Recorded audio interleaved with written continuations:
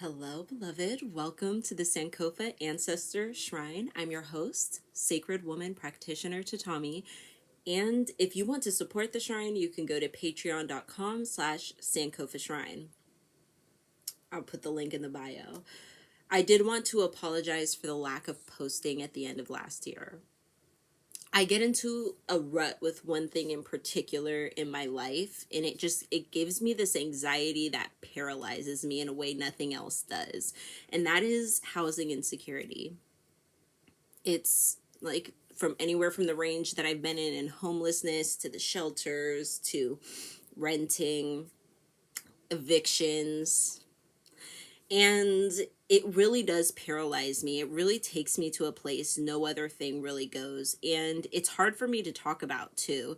I find so many things easier to talk about. We talk about, sex. We talk about abortions. We talk about marriage. We talk about African traditional religion, reclaiming it, colonizers. We talk about a lot of controversial stuff, but I think there's just a huge part of me that because of this Western culture that's ingrained in me, there is a certain amount of shame to the fact that I don't have housing and security. I don't have housing security. And it's only recently in the last month or so really come to focus for me that I've never had housing security, right?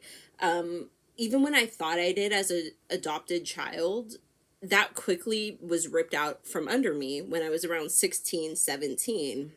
And it was really relayed to me that this wasn't an option for me. Now it's time for you to go. Now you're being resented. And so I haven't had housing security for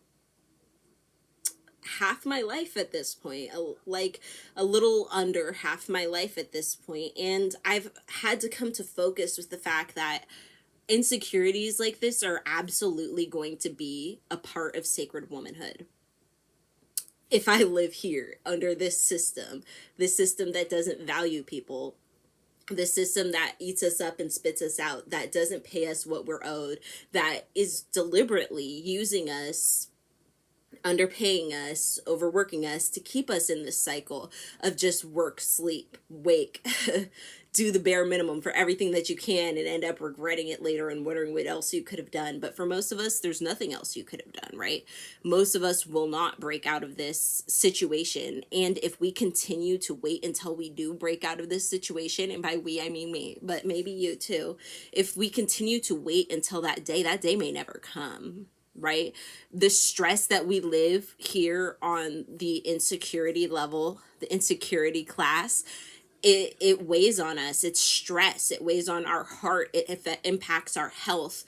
These are things that we can mitigate with the Sacred Woman diet, but they will never cease because that's where we live. We live at this space of insecurity. I'm sorry. I'm trying to think of how I'm going to say everything and trying to say it in the way I want to say it. Keep in mind, the end of this video, I plan to go over things like artwork that, I've been making over the last year or so and selling things that are enjoyable, that are spiritually related art, but enjoyable. But I do want to go over this part, which is the inescapable truth that a lot of us are going to be here. And if we keep waiting, that day will never come. And in fact, you feel like you have to wait, right? Because when you read the Sacred Woman book, we've talked about this before, it's just this huge list of like products. It feels like you're supposed to be buying these things. But in reality, you're supposed to be reading between these lines. You're supposed to be getting what you can, using what you can, going to your kitchen, seeing, well, what's here? What can I use? Do I have nothing in my kitchen? Should I go for a walk in my neighborhood because something will be out there? That's, we're being taught the methods, but then we're also taught the like, if you have it. But we get so distracted by the if you have it. We get so distracted by this idea, these Pinterest pictures of a full covered, every jar labeled in its glass, and each jar, it's not some mumble jumble of, that's my yogurt container, that's my ragu sauce container, that's this container. And we don't see that on Pinterest. It's not a jumble of random jars that you've collected over the years. It's every jar perfectly purchased from Michael's, from Amazon. And they're all perfectly labeled in beautiful script calligraphy handwriting that, of course, we're supposed to also know. And we're going through all of these, expectations. And if it doesn't look that way, we feel like maybe I'm doing it wrong. But there's a part of us that's forgetting that we have a strong, strong ancestry of ancestors who literally had nothing. They could literally say, this is mine to my name. Or every time they did, there was a very good chance the rug would be pulled over out from under them. And in fact, it happened over and over again to many of our ancestors. And many of them, again, started from nothing several times in their lives. And we can read this. This is documented. This is facts. This was noted by the white people who were there, noted by the black people who were there. Some of the white people wrote books about it. Some of the black people, narrated books about it, and were able to say it in their own words, how it happened and how it happened over and over again and why it happened. And there was this system that was keeping them like this. And there's a system that still today has a permanent underclass, a permanent impoverished class. And many of us are dealing with that. And it can be difficult to realize that you can be a sacred woman in these circumstances. Many of our most famous granny midwives, right, in the South, they didn't have much to their name. They delivered every baby in a 100, 200, 300 mile radius sometimes. And that was all people had. That was the only person to call. And they only had their little bag. She wasn't carting this whole cabinet of things. Maybe she was. Maybe some of them used a horse and a buggy and they went around and they contacted and they had apprentices that way. But many people, walked. Many people, when they didn't know what else to do, they used what was in their cabin. They only bought one thing. They didn't buy a whole plethora of thing, a whole sample kit. And so that's what I really want to focus on this year for Sacred Womanhood.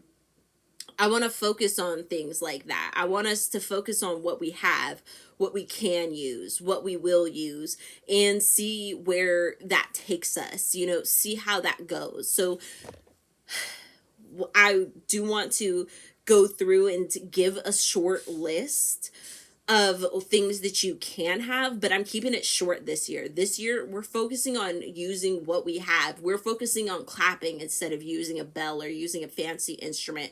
We're focusing on, oh, my kids are talking and they're supposed to be asleep, but we'll let it slide. We're going to focus on, using maybe even sticks, stones, that type of thing to divinate instead of buying a new deck or, to satisfy that itch. Maybe go out and find some leaves and satisfy that itch that way. So the first thing I want to recommend is the Sacred Woman book, because I do find it just invaluable to have in your hand. Don't feel like you have to, because I'm going to be reading from it as always. But reading along is always very powerful, and having it to pull out on days like when you're by yourself or when I flake out on you because I'm embarrassed or frustrated and overwhelmed. Y'all, it was one thing after another. It was one thing after another. And I still haven't even finished the 2022 spiritual planner. That's what I've been working on all day, but I really did want to do all of this. Oh, also, welcome to my freeform locks. We're in this, y'all. It's been a crazy few months. I'll say that.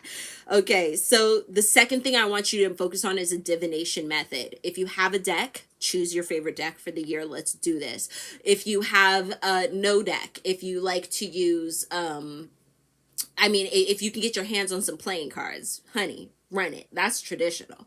If you would like to throw bones, you can do that. If you have nothing else but 9 pennies, beloved, please get yourself 9 pennies, because you already know how to do that one. I have a feeling you already know what heads and tails means, and what it means if there's more heads, more tails, if it's mostly even. You know, that's intuitive. Go into around this house of yours, or in the car, if that's where you at. Dig around, find yourself 9 coins, and make yourself a quick divination kit with that. We can do it. We can do it. The third thing I want to recommend, beloved, is a headscarf. Any color, I don't care. If you have nothing but like a piece of fabric, roll up those, hem those edges, fold it over once, fold it over twice, make sure that raw edge is in, sew it up the side. If you don't have a sewing machine, use a needle and thread. If you don't have a needle and thread, use some glue for now. Let's do it. But try not to use maybe washable glue. Oh, I think my computer turned off, so my light turned off. That was plugged in. Anyway, we'll keep going. Any color. If you have white, of course, that's amazing. If you have the colors of the gateways, that's wonderful.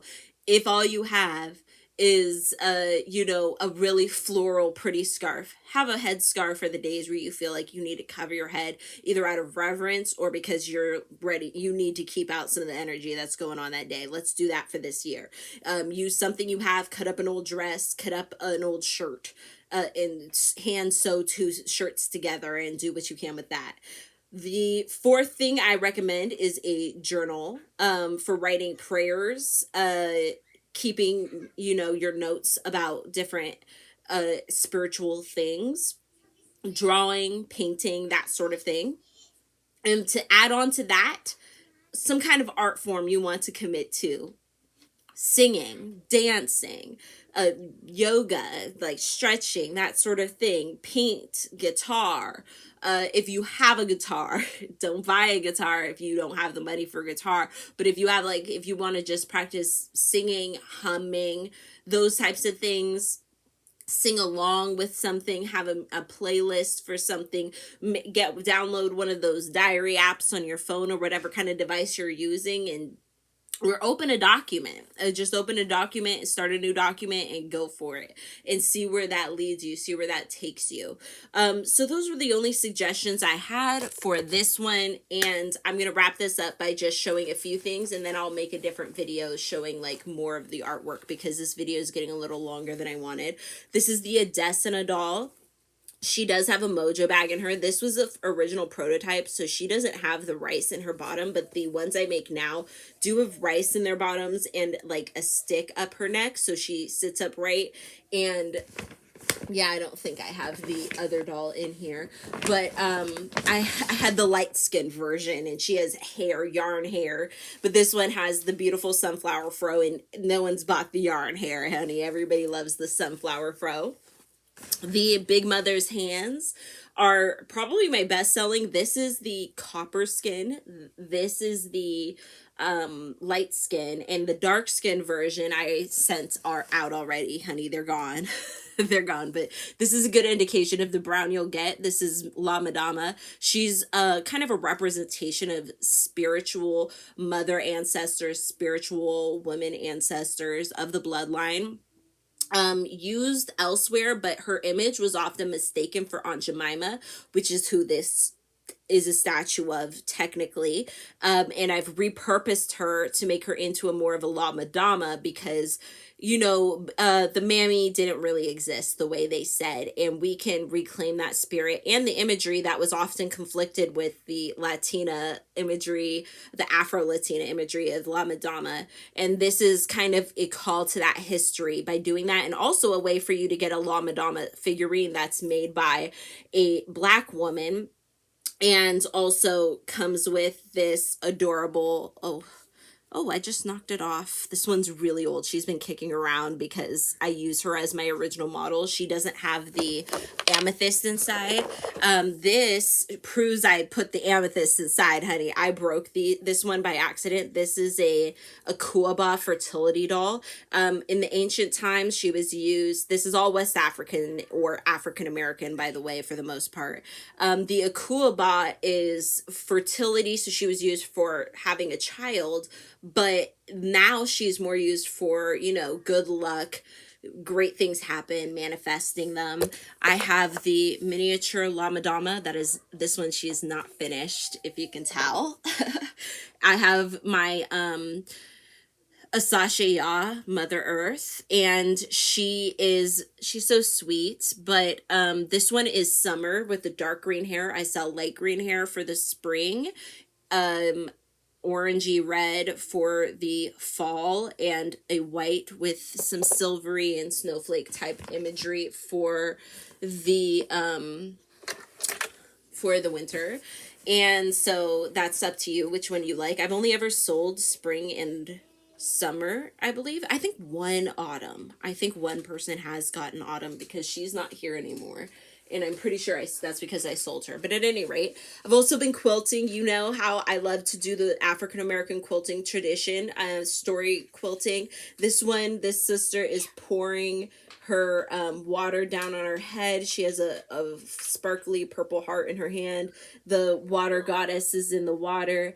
And, you know, we have the strawberry fields and the pink fields and some herbal fields and a big shining moon behind her. Some flowers in these trees. I really love this one. It's a little wall quilt.